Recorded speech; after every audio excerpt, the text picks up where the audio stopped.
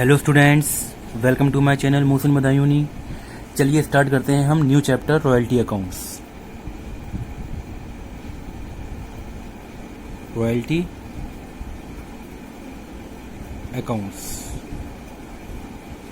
Royalty accounts का मतलब होता है अधिकार शुल्क। अधिकार शुल्क, अधिकार का मतलब राइट।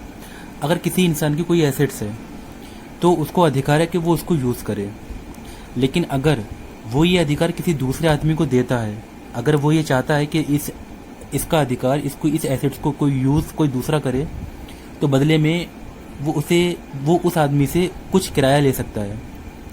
ठीक है, अगर मैं इसका एक एग्जांपल कहूँ, जैसे कि मिस्टर ए है। मिस्टर ए जो है एक ऑथर हैं, जिसे हम कह सकते हैं राइटर। उन्होंने एक बुक लिखी। अब उन्हें लगता है ये बुक जो है बहुत अच्छी है, तो क्या वो उनके पास ऐसे रिसोर्स अवेलेबल हैं कि वो उस किताब को खुद छापें एक बल्क में, एक अच्छी मात्रा में, और उसको बेचें? ऐसा पॉसिबल नहीं है। तो वो क्या करेंगे, मिस्टर ए मिस्टर बी से, मिस्टर बी कौन है? मिस्टर बी मान लो एक पब्लिशर हैं, जिनका काम जो है बुकों को छापना और बेचना है। तो मिस्टर ए मिस्टर बी से संपर्क करेंगे कि आप मेरी ये किताब छापो और उसको बेचो। अच्छा, मिस्टर बी अगर उस किताब को छापेंगे और बेचेंगे तो उन्हें क्या मिलेगा? मिस्टर बी को उन्हें मिलेगा प्रॉफिट। तो जितने की किताब छापी इन्होंने और बेची ज़्यादा मार्जिन पे, तो उनको प्रॉफिट मिलेगा। लेकिन अगर बात करें हम मिस्टर ए की, तो मिस्टर ए को क्या मिला कि मिस्टर ए ने अपनी जो अधिकार था, यानी कि एक एसेट थी, यानी जो बुक थी, वो कह दी कि आप छापिए और बेचिए। तो मिस्टर ए को क्या मिला? मिस्टर ए बी से कहेंगे कि आप बदले में मुझे हर साल 30,000 रुपये या 40,000 रुपये जो है देते रहें। तो इस 30,000 रुपये और 4,000 रुपये का जो पेमेंट करेंगे मिस्टर बी मिस्टर ए को, ये कहलाएगी रॉयल्टी, यानी कि किराया। देखिए, ओनर कौन है? Mister A. ये ओनर है, ये मालिक हैं किसके? बुक के। लेकिन इसका यूज़ कौन करेगा, यानी इसको छाप कर बेचेगा कौन? Mister B. यानी कि ये जो रॉयल्टी है, यानी ये किराया है, ये कौन पे करेगा? मिस्टर बी करेंगे। किसको करेंगे? मिस्टर ए को करेंगे। अब देखिए, ज़रा सोचने वाली बात है। अब मिस्टर बी जो एक पब्लिशर हैं, तो उनके पास तो कई सारे पब्लिशर हो सकते हैं, कई सारे राइटर हो सकते हैं, ऑथर हो सकते हैं, जिनकी किताब ये बेचते हो। क्योंकि पब्लिशर जो होता है, ज़रूरी नहीं है कि एक ही राइटर की बुक बेचे, उसके पास तो कई सारे ऑथर होते हैं। तो हो सकता है मिस्टर ए की जो किताब है वो उस पर ज़्यादा ध्यान ना दें, उसको सही से पब्लिश ना करें, उसको सही से एडवर्टाइज नहीं करें और बेचे नहीं, तो मिस्टर ए का तो नुकसान हो जाएगा इसमें। क्योंकि जितनी जैसे बुक बिकेंगी उतना ही मिस्टर ए को रॉयल्टी मिलेगी। लेकिन अब वो बेचेगा ही नहीं मिस्टर ए की बुक्स, तो मिस्टर ए को क्या मिलेगा? तो मिस्टर ए उस एग्रीमेंट के दौरान वो मिस्टर बी से ये बात करेंगे, अगर आप मुझे रॉयल्टी देंगे तो इतनी देंगे, लेकिन अगर मैं एक शर्त ये लगाता हूँ कि आपको मिनिमम मुझे 25,000 रुपये देना ही होंगे। ठीक है ना? तो लिमिट लगा दी इन्होंने कि आप मुझे कम से कम, अगर मेरी किताब बिके या नहीं बिके, लेकिन हर साल के साल आपको मिनिमम इतनी अमाउंट तो मुझे देनी ही पड़ेगी। इसको हम कहेंगे मिनिमम रेंट। क्या कहेंगे? Minimum rent. ये वो वर्ड्स हैं जो आपके आगे जो रॉयल्टी के क्वेश्चन आएंगे उसमें यूज होंगे। ये कहलाएगा मिनिमम रेंट। अब क्या करेंगे? अच्छा, हो सकता है कि उस साल ज़्यादा बुक बिकी नहीं हो, तो 25,000 रुपये की जगह उनको वो रॉयल्टी बनी 20,000 की, लेकिन बेचा कितना, यानी उनको पेड कितना करना पड़ेगा? 25,000 ही। तो जो शॉर्ट वर्किंग कहलाएगी, यानी कि एक मिनिमम लिमिट है 25 की, लेकिन बुक बिकी 18,000 की, तो ये जो डिफरेंस है वो कहलाएगा शॉर्ट वर्किंग। चलिए, इसके जो टेक्निकल वर्ड्स हैं वो हम क्वेश्चन के जरिए डील करते हैं कि ये कैसे होगा। बहुत इजी चैप्टर है, अगर आप ध्यान से पढ़ेंगे, सुनेंगे और समझेंगे तो आपको समझ में आएगा। अदरवाइज ये रॉयल्टी का थोड़ा सा लेंथी माना जाता है चैप्टर, फिर भी मैं कोशिश करूंगा कि आपको अच्छे से समझ में आए। ठीक है, चलिए स्टार्ट करते हैं इसके क्वेश्चन को। हाँ जी स्टूडेंट्स, देखिए हमारा क्वेश्चन ये रहा रॉयल्टी का। क्या? A company took a lease of colliery on 1 April 2007 at a minimum rent of ₹20,000, merging into a royalty 2 रुपये per ton with power to recoup short working over the first 3 years of the lease. The output of the colliery for the first 4 years was 6,000, 10,000, 11,500, 12,500 tons respectively.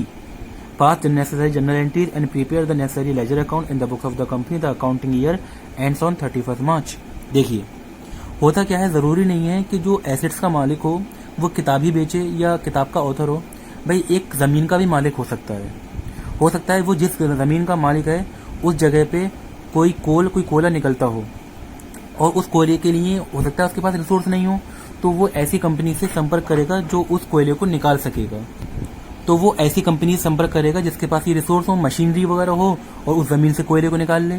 तो assets हुई landlord की, यानी कि assets यानी जो मालिक है वो कहलाएगा लैंडलॉर्ड, और जिसको वो दे रहा है किराए पर प्रोडक्शन निकालने के लिए, प्रोडक्शन करने के लिए, कोयला निकालने के लिए, वो कहलाएगा लेसी।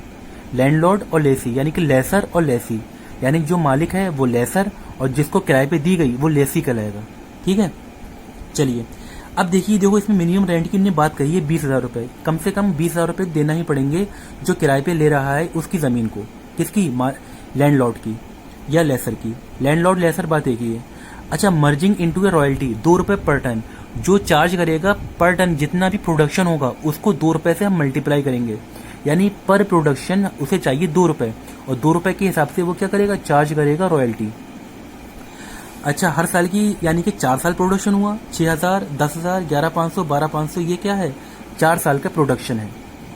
ठीक है, चलिए हम इसकी बनाएंगे एक एनालिटिकल टेबल। उस एनालिटिकल टेबल के बेस पर ही हम जनरल एंट्रीज और लेजर अकाउंट बना पाएंगे। चलिए देखिए इसकी एनालिटिकल टेबल कैसे बनेगी। हाँ जी स्टूडेंट्स, देखिए एनालिटिकल टेबल का फॉर्मेट ये होता है। पहला कॉलम जो बनता है वो कहलाता है ईयर, दूसरा कॉलम बनाता है आउटपुट या जो नंबर ऑफ बुक्स सोल्ड। अगर कोई पब्लिशर और ऑथर की बात हो रही है तो नंबर ऑफ बुक्स आ जाएगा, और अगर बात चल रही है किसी ज़मीन की, कोल माइन वगैरह की, किसी खनिज की, तो हम वहाँ आउटपुट यूज़ करेंगे, जो कि टन में हो सकता है, कैसे भी हो सकता है। फिर हम निकालेंगे एक्चुअल रॉयल्टी, मिनिमम रेंट जो कि दे रखा है क्वेश्चन में, शॉर्ट वर्किंग हम कैलकुलेट करेंगे, सरप्लस फ़ायदा देखेंगे, शॉर्ट वर्किंग रिकूप कितनी रिकूप करनी है, ये सब मैं अभी आपको समझाऊंगा स्टेप बाय स्टेप। देखिए ईयर की बात करें तो सबसे पहले हमें लिखना है ईयर, और इस क्वेश्चन में देखिएगा ईयर कैसे दे रखा है। ये जो कंपनी ले रही है लीज पे, वो ले रही है 1 अप्रैल 2007 को, यानी पहला ईयर बना उसका 1 अप्रैल 2007 से 31 मार्च 2008, यानी पहला ईयर बना जब वो ले रही है तो वो कहलाएगी 1 अप्रैल 2007 से 31 मार्च 2008, यानी हमारा पहला ईयर कब बना? 2007 से 8। देखिए हमारा पहला ईयर बना 2007 से 8।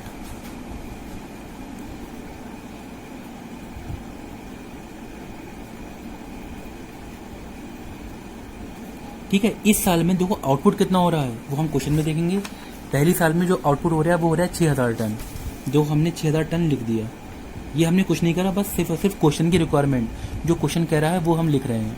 उसके बाद जब 7-8 हुआ तो नेक्स्ट ईयर आएगा 8-9, और 8-9 में कितना प्रोडक्शन हो रहा है? 10,000 टन का। 8-9 के बाद हम लेंगे 9-10 नेक्स्ट ईयर, और 9-10 में कितना प्रोडक्शन हो जाएगा? 11,500 का। उसके बाद देखिए 12,500, यानी कि 10 और 11 में 12,500, ये हमारा क्या हो गया? प्रोडक्शन हो गया 12,500 का, यानी 4 साल की प्रोडक्शन ये दे रखे हैं, 4 साल हमारे ये दे रखे हैं। अब बात आती है कि एक्चुअल रॉयल्टी बनी कितनी, जो कि क्वेश्चन में खुद कह रखा है। देखो बच्चों, क्वेश्चन में खुद कह रखा है 2 रुपये पर टन के हिसाब से वो रॉयल्टी बनाएगा। कौन? लैंडलॉर्ड। तो 2 रुपये के हिसाब से उसे पेड करनी होगी, तो 2 रुपये के जो जितना भी प्रोडक्शन होगा उसको मल्टीप्लाई हम करेंगे 2 से, तो 2 6 12, यानी रॉयल्टी बनी एक्चुअल 12, 2 10 20, रॉयल्टी बनी 20,000, 11,500 और 2, यानी ये बनी 11 दूनी 22, ये बनी 23,000, ये बनी 12 दूनी 24 और 1 25,000। ये एक्चुअल रॉयल्टी बनी इतनी। ठीक है, बहुत इजी है, कुछ नहीं है। एक्चुअल रॉयल्टी है 2 रुपये पर टन के हिसाब से हमने मल्टीप्लाई कर दी, हमारी आ गई एक्चुअल रॉयल्टी। अब हम बात करेंगे नेक्स्ट कॉलम की मिनिमम रेंट, और मिनिमम रेंट इस क्वेश्चन में दे रखा है 20,000 रुपये, यानी ये कह रहा है कि 20,000 रुपये तो आपको देना ही पड़ेंगे, चाहे प्रोडक्शन हो या ना हो। ठीक, चलिए देखिए मिनिमम रेंट हमारा है 20,000 का, तो ये हर साल ही है, उसने कुछ घटा बढ़ा के नहीं कहा है, तो ये हर साल ही हमारा 20,000 क्या होगा? लिखा जाएगा। अब बात करते हैं शॉर्ट वर्किंग। ये शॉर्ट वर्किंग कब आती है ये ध्यान से देखिए। देखिए एक्चुअल रॉयल्टी बनी 12,000 की, यानी पेमेंट करना था 12,000 का, लेकिन कंडीशन के अकॉर्डिंग कि आपको 20,000 रुपये देना ही देना है कम से कम। 12,000 बन रही है, हालांकि 12,000 बन रही है रॉयल्टी, लेकिन कंडीशन ये कही है कम से कम तो 20,000 आपको देना ही पड़ेंगे।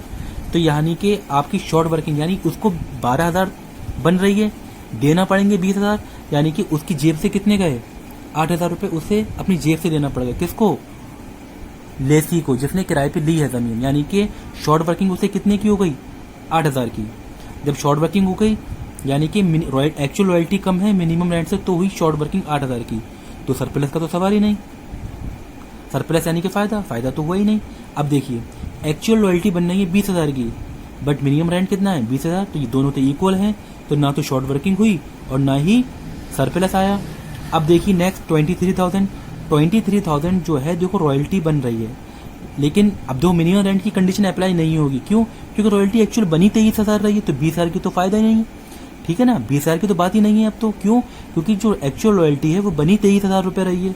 ठीक है ना, तो जब एक्चुअल रॉयल्टी ज्यादा है तो मिनिमम रेंट को हम देखेंगे ही नहीं, क्योंकि वो मिनिमम रेंट से ज्यादा है। इसलिए यहाँ तो शॉर्ट वर्किंग तो नहीं हुई, लेकिन सरप्लस हो गया हमें कितने का 3,000 का। भाई मिनिमम रेंट कितना था 20, एक्चुअल रॉयल्टी कितनी थी 23, तो फायदा कितने का 3,000 का। ऐसे ही यहाँ पर एक्चुअल रॉयल्टी कितनी है 25, मिनिमम रेंट कितना है 20, तो शॉर्ट वर्किंग तो नहीं हुई, लेकिन क्या हो गया सरप्लस आ गया 5,000 का। अब देखिए शॉर्ट वर्किंग सरप्लस, अब देखिए ये तो जो शॉर्ट वर्किंग थी वो था एक तरीके का लॉस। किसका? जिसने किराए पे ली थी, यानी कि लेसी का। अब ये 8,000 का लॉस वो ये कह रहा है कैसे रिकवर कैसे करेगा। देखिए उसने क्वेश्चन में कह रखा था power to recoup short working over the first 3 years, यानी कि पहले 3 साल तक ही वो अपना जो लॉस है वो रिकवर कर सकता है। देखिए short working over the first 3 years, यानी कि 3 साल तक पहले वो रिकूप कर सकता है। देखो नुकसान हुआ 8,000 का, तो ये 8,000 का नुकसान जो है वो कब तक रिकवर कर सकता है। पहली साल हमारी ये रही 7 से 8, भाई पहले साल 7-8 रही, क्योंकि ये पहले 3 साल तक रिकवर करना है, तो वो यहाँ पर रिकवर कर सकता है, मगर यहाँ तो लॉस है। नेक्स्ट है 8-9, दूसरा साल ये हो गया, और तीसरा साल क्या हो गया 9-10। उसने कंडीशन ये दे रखी है क्वेश्चन में कि वो जो शॉर्ट वर्किंग हुई है यानी जो उसको लॉस हुआ है वो पहले 3 साल में रिकवर कर सकता है, और पहले 3 साल बनना है हमारे 7-8, 8-9, 9-10। तो इस 8,000 को वो रिकूप कर सकता है कहाँ तक, यहाँ तक 9-10 तक, और 9-10 तक जितना भी सरप्लस हुआ होगा वो उसके बेस पे वो उस किसको, इस सरप्लस को सॉरी वो उस 8,000 जो शॉर्ट वर्किंग है उसको रिकूप कर सकता है। तो देखिए पहली साल में तो शॉर्ट वर्किंग है, सरप्लस है नहीं, तो शॉर्ट वर्किंग तो आएगी नहीं, शॉर्ट वर्किंग रिकूप तो होगी नहीं। भाई शॉर्ट वर्किंग है 8,000 की, सरप्लस हुआ नहीं है, तो शॉर्ट वर्किंग रिकूप तो होगी नहीं। लेकिन सेकंड ईयर में देखिए शॉर्ट वर्किंग नहीं है मगर सरप्लस भी नहीं है, तो ये 8,000 तो रिकूप नहीं कर पाएगा वो, यहाँ भी छोड़िए।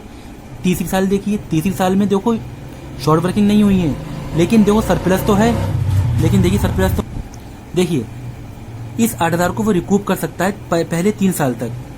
पहला साल 7-8, 8-9, 9-10, और 9-10 तक में देखो सरप्लस कितना है सिर्फ 3,000, तो इस 8,000 को वो रिकूप करेगा 3,000, यानी उसने रिकवर कर लिए 3,000, क्योंकि सरप्लस था 9-10 में, 3,000 वसूल कर लिए। लेकिन देखो ये बाकी के बच्चे 5,000, भाई 3,000 सरप्लस का मैक्सिमम कितना रिकूप कर सकता है जितना सरप्लस हुआ है, और सरप्लस कितना है 3,000, बाकी के बच्चे 5,000, क्या वो नेक्स्ट में ईयर में रिकूप कर सकता है? नहीं कर सकता। क्यों? क्योंकि कंडीशन में ये कह रखा है कि पहले 3 साल तक ही कर सकता है, तो बाकी के बच्चों को जो 5,000 है ये पहुंच जाएगा अनरिकूप्ड में। अनरिकूप का मतलब जो रिकवर नहीं कर सका, तो वो किस में जाता है, प्रॉफिट एंड लॉस अकाउंट में जाता है। ठीक, अच्छा अब देखिए शॉर्ट वर्किंग तो है नहीं, तो रिकूप और अनरिकूप का सवाल ही नहीं। अभी शॉर्ट वर्किंग होती तभी तो हम देखते फर्स्ट 3 ईयर्स कोई सवाल ही नहीं होता, तो ये ना तो जो रिकूप करना था वो हो चुका, और अनरिकूप और निकूप की बात ही नहीं हो रही है इस साल में। अब देखिए कंप्लीट हो गया। अब देखिए हमें नेक्स्ट कॉलम बनाना है रॉयल्टी पेड का। अब रॉयल्टी पेड देखो कैसे निकलेगी। देखो एक्चुअल रॉयल्टी थी कितनी की 12,000, ठीक है, लेकिन मिनिमम रेंट कितना है 20,000, तो 20,000 यानी 20,000 तो देना ही पड़ेगा आपको, 20,000 से कम तो देना ही नहीं है, तो आपको यहाँ पर देना है आपको 20,000, क्योंकि ये कंडीशन है कम से कम 20,000 देना है आपको। नेक्स्ट देखिए 20,000 एक्चुअल रॉयल्टी कितनी बन रही है 20,000, मिनिमम रेंट भी 20,000, ये तो इक्वल है, तो 20,000 देने में कोई दिक्कत नहीं है। नेक्स्ट देखिए 23,000 मिनिमम रेंट 20,000, देखिए मिनिमम देना था 20,000, लेकिन एक्चुअल रॉयल्टी बच कितनी रही है 23,000, लेकिन देखिए 23,000 में से आप ये देखिए कि रिकूप कितना हो गया उसने रिकूप किया है 3,000 का। 23,000 एक्चुअल रॉयल्टी बन रही है, लेकिन उसने रिकूप किया है 3,000 का। दैट इज मीन कितना, 20,000। हमारा क्या होगा भाई, 23 में से 3 रिकूप हो गया, माइनस कर दिया 3,000 जो रिकूप हुआ है, तो बचा कितना, 20,000। ये रॉयल्टी पेड हो जाएगा। अब नेक्स्ट ईयर में आ जाइए, एक्चुअल रॉयल्टी बननी है 25,000 की। मिनिमम रेंट को देखना ही नहीं है हमें, क्योंकि 20,000 अगर 20,000 से कम होता तो हम देखते मिनिमम रेंट को, लेकिन 20,000 से ज्यादा है, 25,000 है, तो एक्चुअल रॉयल्टी 25,000 पेड करनी है हमें। अब हम ये देखना है कोई रिकूप हुआ है, रिकूप तो हुआ नहीं है, तो हम 25,000 में से उस रिकूप को माइनस कर देते, लेकिन रिकूप तो हुआ नहीं है, तो 25,000 ही हमारा क्या होगा, रॉयल्टी पेड आ जाएगा। कुछ नहीं है, इस एनालिटिकल टेबल अगर हमने बना ली तो इसके बेस पे हम जर्नल एंट्री कर सकते हैं, इसी के बेस पे हम लेजर अकाउंट बना सकते हैं। मेन जो है वो हमारी एनालिटिकल टेबल है। अगर हमने ये सही बना ली तो बाकी का क्वेश्चन भी हम सेम तौर पे सही कर सकते हैं। ठीक है, एनालिटिकल टेबल फिर समझिए, शॉर्ट वर्किंग का खेल है, जो कि कह रहा है क्वेश्चन में पहले 3 साल में रिकूप करना है। तो 8,000 को हम पहले साल में रिकूप नहीं कर सकते क्योंकि सरप्लस नहीं है, दूसरे साल में रिकूप नहीं कर सकते क्योंकि सरप्लस नहीं है, तीसरे साल में सरप्लस है 3,000 का, तो हमने इसे रिकूप किया सरप्लस की लिमिट तक 3,000 तक, लेकिन बाकी बचा 5,000, वो हम नेक्स्ट ईयर में रिकूप नहीं कर सकते। क्यों? क्योंकि 8,000 की लिमिट उनने कह रखा था कि जो पहले 3 साल होगी वो ही रिकूप कर पाए वो, अदरवाइज हम तुम्हें इजाजत नहीं देते। यानी लैंडलॉर्ड नहीं कह रहा लेसी से कि आप बाद में कर पाओगे, यानी कि पहले 3 साल तक जितना भी लॉस हो, जितनी भी शॉर्ट वर्किंग हो, वो आप रिकूप कर लो। तो बाकी के 5,000 हमारा कहाँ चला गया, प्रॉफिट एंड लॉस अकाउंट यानी कि अनरिकूप्ड अकाउंट में। ठीक है, शॉर्ट वर्किंग अनरिकूप्ड में। इस तरह से ये हमारा रॉयल्टी का क्या बन गया, एनालिटिकल टेबल बन गई। आपको समझ में आई होगी आई होप। इसका शॉर्ट वर्क यानी जो क्वेश्चन था, इसका आपको लेना है एक स्क्रीनशॉट, जिससे आपको ये क्वेश्चन नोट डाउन करना है अपने रजिस्टर पे और इसको अच्छे से तैयार करना है। ठीक है, अच्छा बाकी का जनरल एंट्री और जो लेजर है वो मैं आपको नेक्स्ट वीडियो में बनाऊंगा, क्योंकि वीडियो काफी लंबी हो चुकी है। तो नेक्स्ट वीडियो में आपको मैं इसके लेजर अकाउंट और जनरल एंट्री बताऊंगा। आई होप आपको समझ में आया होगा। आगे हम इसके क्वेश्चन और भी करेंगे, हो सकता है आपको समझ में नहीं आया हो, लेकिन टेंशन मत लीजिए, आगे और भी क्वेश्चन हम लोग करेंगे इसके, तो समझ में आ जाएगा सब कुछ। ठीक है, ओके। अगर आपने मेरा चैनल सब्सक्राइब नहीं किया है तो प्लीज सब्सक्राइब कीजिए और बेल आइकन दबाइए, जिससे कि आगे के आने वाले जो सीरीज के क्वेश्चन है वो आपको मिल सके। Okay, thank you students.